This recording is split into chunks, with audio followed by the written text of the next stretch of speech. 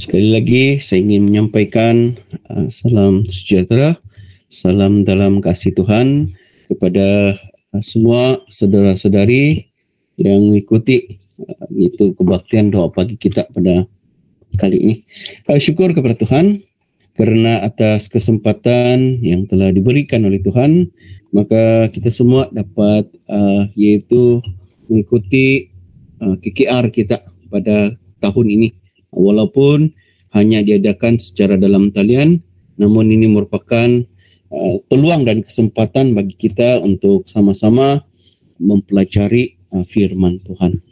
Baiklah, dalam kesempatan pada pagi ini, sebelum sama-sama kita teruskan doa kita, mari kita melihat beberapa ayat dalam Alkitab sebagai dorongan dan nasihat bagi kita semua. Baiklah, dalam perkongsian pada kali ini, saya mengambil satu tajuk sebagai nasihat bagi kita, 4 perkara yang perlu dilakukan. 4 perkara yang perlu dilakukan. Baiklah, saya mengambil dalam kitab Matius pasal 24 sebagai rujukan bersama bagi kita semua. Dalam Matius pasal 24 di sini, ini merupakan dalam pasal 24 dan pasal 25 merupakan khotbah tentang akhir zaman. Jadi walaupun dalam 2 pasal ini kita menceritakan tentang keadaan pada akhir zaman nanti, dan namun dalam masa yang sama kita melihat ada 4 perkara yang perlu kita lakukan sebagai umat Tuhan untuk kita bersiap sedia ataupun untuk menjadi panduan dan juga dorongan bagi kita semua. Jadi 4 perkara inilah yang akan sama-sama kita renungkan, yang sama-sama kita pelajari. Baiklah, perkara yang pertama. Perkara yang pertama yaitu waspada. Waspada. Ini kita boleh baca dalam ayat 4. Matius pasal 24 ayat 4, jawab Yesus kepada mereka, waspadalah supaya jangan ada orang yang menyesatkan kamu. Jadi perkara yang pertama di sini yang perlu kita lakukan yaitu waspada. Waspada. Kalau kita melihat dalam terjemahan yang lain, waspada ini dia membawa maksud perhatikanlah. Perhatikanlah. Jadi kalau kita memperhatikan, kalau kita meneliti, bermakna ini mengingatkan kepada kita semua supaya jangan kita tertidur. Kita senantiasa berwaspada. Sama seperti yaitu seorang yang pergi menjaga ataupun pergi memburu. Kalau seseorang itu pergi memburu, dia mesti waspada terhadap setiap bunyi. Dari mana bunyi tersebut, sama ada dari depan, kiri atau belakang mereka. Supaya tujuan mereka untuk pergi memburu itu tidaklah menjadi kosong. Kalau mereka tidak berwaspada, kalau mereka tidak teliti, kalau mereka tidak memperhatikan baik-baik, maka sudah tentu mereka tidak akan mendapat hasil daripada perburuan mereka itu. Jadi ini juga mengingatkan kepada kita semua. Kita perlu berwaspada. Kita perlu berhati-hati. Kita perlu memperhatikan dengan baik-baik. Sebab kita tahu musuh kita pada hari ini bukanlah musuh yang dapat kita tewaskan dengan kekuatan kita. Yang dapat kita perhatikan setiap gerak langkah mereka. Kalau kita tidak berwaspada, kita senantiasa leka, kita senantiasa tertidur, maka akhirnya kita akan dengan mudah masuk ke dalam perangkap si jahat itu. Jadi sebab itu hari ini jangan kita sampai tertidur. Kita lihat satu ayat. 1 Tesalonika. 1 Tesalonika, mari kita lihat di pasal 5. 1 Tesalonika pasal 5, mari kita baca di ayat 6. Ayat 6 terlebih dahulu. Ayat 6. Sebab itu, baiklah jangan kita tidur seperti orang-orang lain, tetapi berjaga-jaga dan sadar. Baiklah, dalam nasihat ini sekali lagi memberikan satu peringatan bersama bagi kita semua, supaya kita jangan tidur seperti orang lain. Biarpun orang lain tidur, tapi kita tidak boleh tidur. Dan dikatakan sini, tetapi berjaga-jaga dan sadar. Senantiasa berwaspada, memperhatikan keadaan sekeliling kita. Kalau kita tidur, maka sudah itu kita tidak sadar apakah yang telah dilakukan oleh si jahat. Jadi ayat 7 juga mengingatkan kepada kita, ayat 7, sebab mereka yang tidur waktu malam, dan mereka yang mabuk waktu malam. Nah, jadi kalau keadaan ini sudah, maka itu sangat berbahaya. Jadi inilah menjadi satu renungan dan peringatan bersama bagi kita semua. Mata kita hari ini tidak boleh tertidur, tidak boleh terlelap. Kenapakah mata kita ini boleh tertidur? Mata kita ini boleh terlelap, tidak berwaspada ataupun tidak memperhatikan dengan baik-baik. Kenapa? Jawabannya ada di dalam 2 Korintus pasal 4 ayat 4. 2 Korintus pasal 4 ayat 4. Yaitu orang-orang yang tidak percaya, yang pikirannya telah dibutakan oleh ilah zaman ini, sehingga mereka tidak melihat cahaya Injil tentang kemuliaan Kristus yang adalah gambaran Allah. Baiklah, kalau kita melihat di sini, telah dibutakan oleh ilah zaman. Nah, ilah zaman. Kalau kita melihat dalam terjemahan bahasa Inggris, dia disebut sebagai Tuhan bagi dunia ini. Jadi, apakah Tuhan bagi dunia ini? Inilah yang dapat kita lihat pada hari ini, yaitu kehormatan, kekayaan, keuangan. Semua ini adalah yang dapat membutakan mata kita, mata rohani kita, yang dapat menutup. Akhirnya, kita tidak dapat lagi melihat terang Tuhan. Akhirnya, kita tidak dapat lagi melihat pekerjaan Tuhan. Sebab yang kita lihat hanyalah keadaan sekeliling. Saya pernah mendengar satu kesaksian oleh seorang pendeta. Dia berkata, ada mereka yang memandang berkat itu dari sisi yang lain.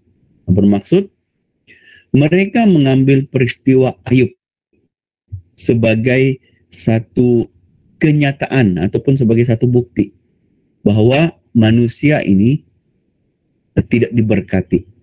Mereka berkata bahwa Ayub tidak diberkati oleh Tuhan. Nah, sebab dia dari seorang yang kaya akhirnya menjadi seorang yang sangat miskin, tidak ada apa-apa. Istrinya juga telah memarahi Ayub. Anaknya juga telah mati. Semua harta bendanya hilang dalam sekelip mata. Jadi mereka berkata, Tuhan tidak memberkati manusia. Jadi pendeta ini berkata bahwa hari ini kita tidak boleh melihat, hari ini berkat Tuhan itu tidak hanya dari segi kebendaan. Berkat Tuhan itu sangat besar bagi kita semua. Sebab itu, maka hari ini, maka kita semua harus memperhatikan, senantiasa berwaspada. Janganlah sampai mata kita dibutakan dengan keadaan di dalam dunia ini ataupun ilah zaman. Sebab Banyak tokoh-tokoh dalam Alkitab, banyak peristiwa yang dapat kita lihat dalam Alkitab.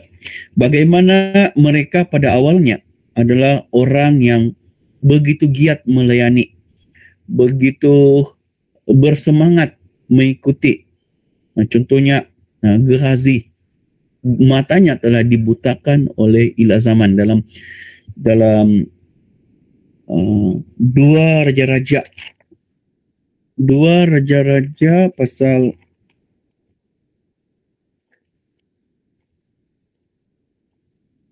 5 di sana. Kalau kita membaca dalam dua raja-raja pasal 5, dalam peristiwa ini bagaimana Naaman ini dia telah disembuhkan dari penyakitnya. Tetapi yang malangnya Gehazi pula yang telah ditimpakan oleh penyakit Naaman itu. Kenapa? Sebab dia telah dibutakan dengan pemberian yang ingin dilakukan oleh Haman itu, oleh Naaman. Jadi sebab itu bagi kita hari ini, janganlah kita melihat dunia ini sebagai sesuatu yang dapat menjamin kita. Kita perlu senantiasa berwaspada. Dunia semakin lama semakin maju, itu sangat baik, sangat juga membantu kita semua. Nah, seperti sekarang inilah kemajuan teknologi ini, maka akhirnya walaupun kita berada di rumah kita masing-masing, maka kita dapat mengikuti yaitu kebaktian secara dalam talian. Tetapi dalam masa yang sama, kita juga perlu berhati-hati dan juga berwaspada. Itu yang pertama. Yang dapat kita lihat di dalam Matius pasal 24 ini. Yang kedua, yaitu kita kembali dalam Matius pasal 24. Mari kita lihat di ayat 42. Matius pasal 24 ayat 42. Ayat 42. Karena itu berjaga-jagalah sebab kamu tidak tahu pada hari mana Tuhanmu datang. Jadi yang kedua yang perlu kita lakukan pada hari ini yaitu berjaga-jaga. Jadi ini mengingatkan sekali lagi bersama untuk kita semua supaya berjaga-jaga. Maka kalau kita tidak berjaga-jaga, kita tidak akan sadar akan keadaan sekeliling. Sebab itu ketika Paulus yaitu memberikan nasihat dan dorongan di dalam kitab Kisah Para Rasul pasal 20. Di sana sebelum Paulus meninggalkan jemaat yaitu di Efesus bersama-sama dengan perpisahan Paulus dengan para penatua di Efesus, dia seringkali mengingatkan, seringkali mendorong supaya mereka senantiasa berjaga-jaga. Paulus sadar bahwa hal ini perlu mereka perhatikan dengan baik-baik. Coba kita baca Kisah Para Rasul pasal 20 ayat 31. Kisah Para Rasul pasal 20 ayat 31. Sebab itu berjaga-jagalah dan ingatlah bahwa aku 3 tahun lamanya siang malam dengan tiada berhenti-hentinya menasihati kamu masing-masing dengan mencucurkan air mata. Jadi dalam ayat di sini kita dapat melihat Paulus melayani di sana 3 tahun. Dan sepanjang 3 tahun ini Paulus tidak, kalau kita lihat dari sini, Paulus tidak pernah berhenti untuk mengajar mereka. Senantiasa mendorong, senantiasa mengingatkan jemaat yaitu di sana. Jadi sebab itu ketika sampai kepada masa ini, maka Paulus sekali lagi mengingatkan kepada mereka supaya berjaga-jaga. Perlu memperhatikan baik-baik. Saya yaitu kalau kita merenungkan ayat ini baik-baik, kenapa Paulus dengan kuat, dengan tegas mengingatkan jemaat supaya mereka berjaga-jaga. Sebab di ayat 29, di ayat 29, ayat 29, aku tahu bahwa sesudah aku pergi, serigala yang ganas akan masuk ke tengah-tengah kamu dan tidak akan menyayangkan kawanan itu. Karena Paulus sedar, setelah Paulus meninggalkan mereka, maka akhirnya akan datang serigala. Serigala ini bukanlah yang baik. Dia inilah yang menghancurkan jemaat.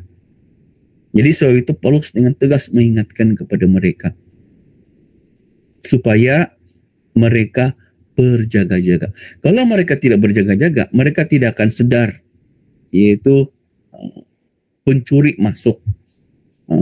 Kalau mereka tidak senantiasa memelihara iman mereka dalam Tuhan, tidak menjaga iman mereka, mereka tidak akan sadar bahwa ada ajaran-ajaran yang masuk, ajaran sesat yang dari luar masuk dan menyesatkan jemaat. Mereka tidak akan sadar itu. Tetapi kalau mereka berjaga-jaga, senantiasa mengingatkan diri mereka, apapun yang masuk, mereka tetap akan dapat memperhatikan dengan baik-baik. Kalau dari ajaran luar itu, kita akan dapat yaitu melihat dengan secara lebih jelas. Tetapi yang menjadi masalahnya, kalau muncul daripada dalam ayat 30, bahkan dari antara kamu sendiri akan muncul beberapa orang yang dengan ajaran palsu mereka berusaha menarik murid-murid dari jalan yang benar dan supaya mengikut mereka. Inilah yang menjadi kesukarannya, yaitu ada ajaran sesat yang muncul dari dalam. Jadi kalau tidak berjaga-jaga, maka tidak akan dapat membezakan semuanya itu. Semua ajaran itu dilihat semua baik. Sebab tidak berjaga-jaga, akhirnya mudah untuk mengikuti yang jahat itu. Jadi sebab itu, bagi kita juga hari ini, kita juga perlu berjaga-jaga. Banyak yang akan seperti gembala, tetapi sebenarnya bukanlah gembala, serigala yang akan menghancurkan kawanan domba.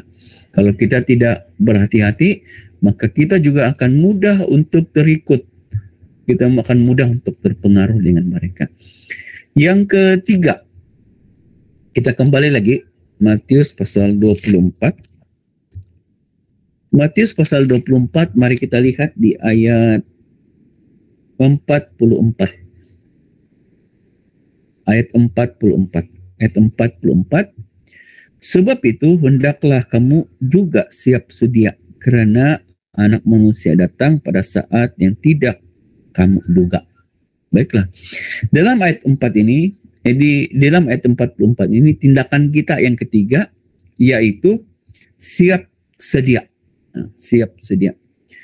Siap sedia ini bermaksud, kalau dalam bahasa Inggris, ready. Kena bersiap sedia.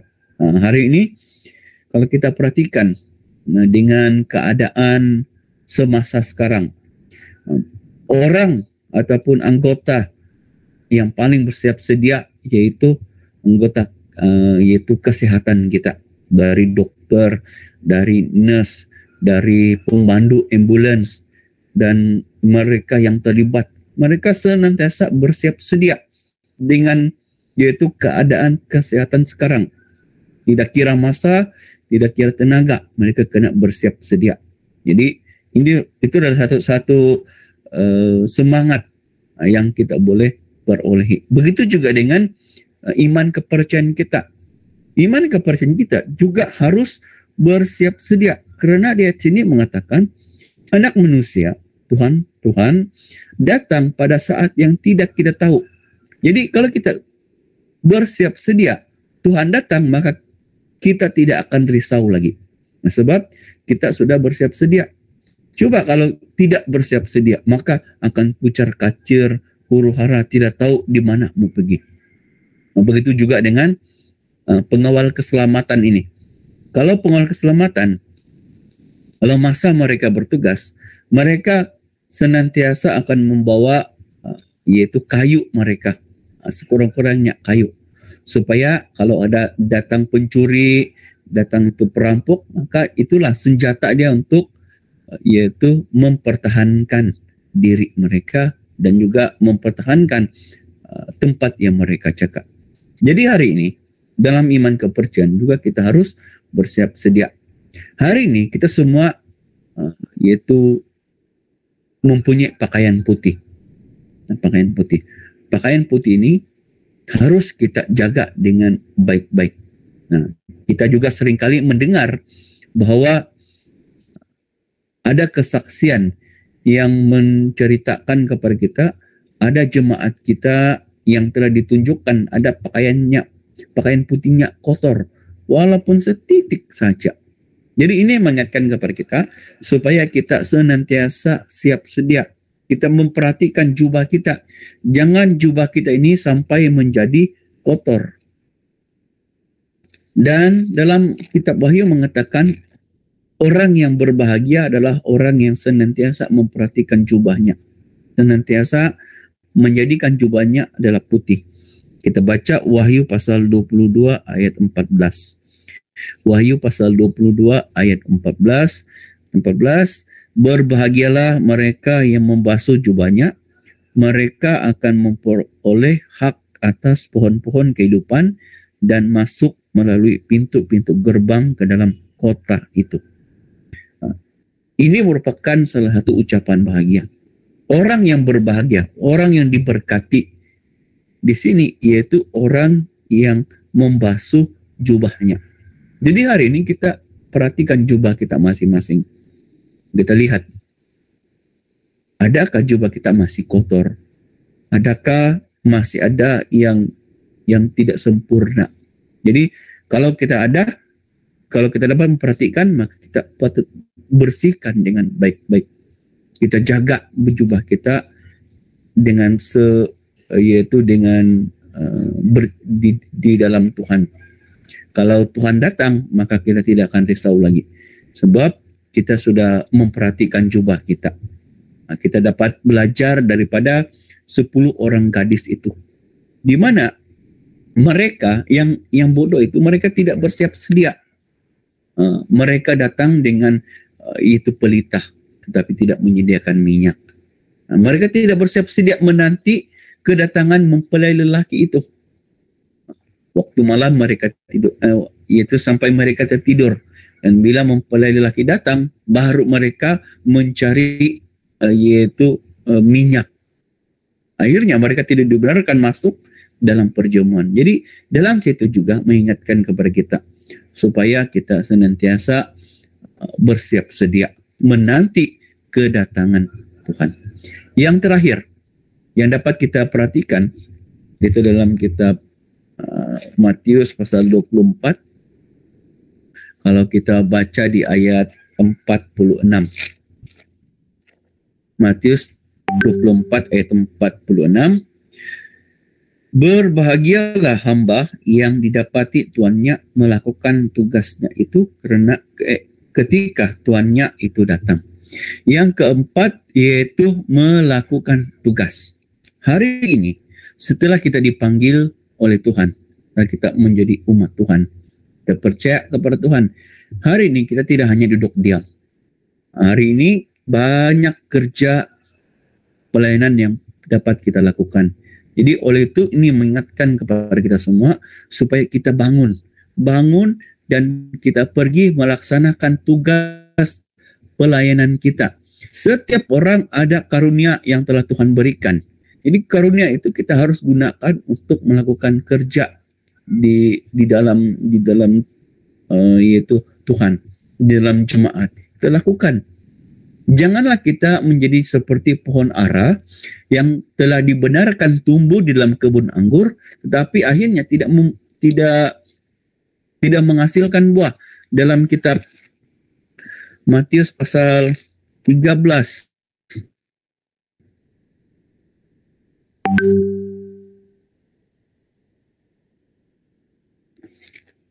Di sana kitab Lukas, bukan kitab Matius. Kitab Lukas. Lukas pasal 13. dari ayat 6 hingga ayat 9. Di sana menceritakan tentang yaitu perumpamaan tentang pohon ara yang tidak berbuah. Orang ini dia menanam pohon anggur. Jadi sepatutnya pohon-pohon yang lain tidak diperlukan. Maksudnya dibuanglah. Tetapi pohon ara ini dia masih dibenarkan tumbuh. Sepatutnya menghasilkan buah, tetapi tidak berbuah. Jadi ini mengingatkan kepada kita semua. Jadi hari ini biarlah kita menghasilkan buah. Kita pergi melakukan tugas pelayanan kita. Kalau kita pergi melakukan tugas pelayanan kita, maka kita akan dapat, dikatakan di dalam kitab Matius 46, kita dikatakan orang yang berbahagia. Kita akan diberkati oleh Tuhan. Baiklah, perkongsian firman Tuhan sampai di sini saja. Inilah 4 perkara yang dapat kita renungkan. Kiranya ini menjadi satu dorongan dan nasihat bersama bagi kita. Jadi seterusnya kita akan sama-sama berdoa. Dalam doa kita ini mari kita mendoakan untuk PKR kita pada hari ini. Kita memohon kiranya Tuhan memimpin, menyertai dari awal hingga akhir. Dan juga kita memohon kiranya Tuhan yaitu membuka hati kita semua supaya firman dalam satu hari ini kita dapat merenungkan dengan baik-baik. Jangan lupa kita mendoakan bagi mereka yang sakit, yang lemah, kiranya Tuhan membantu mengasihani mereka. Mari kita sama-sama sujud dan berdoa.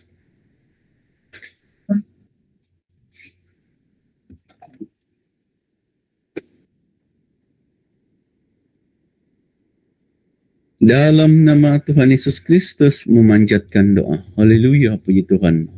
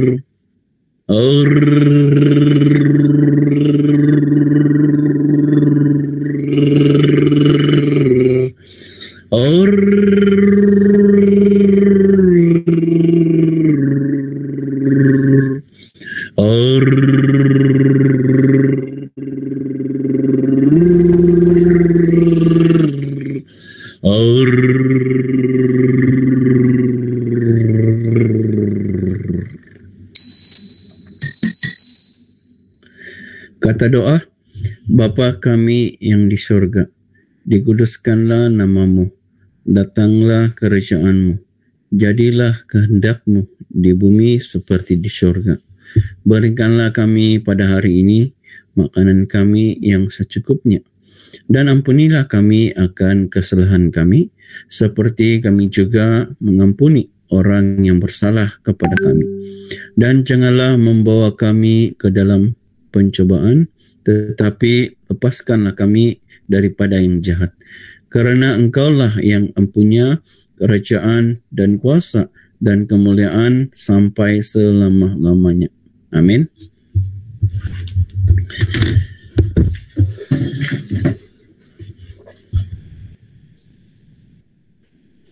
Baiklah, sesi doa pagi kita sampai di sini. Kiranya Tuhan memberkati kita semua. Haleluya. Haleluya.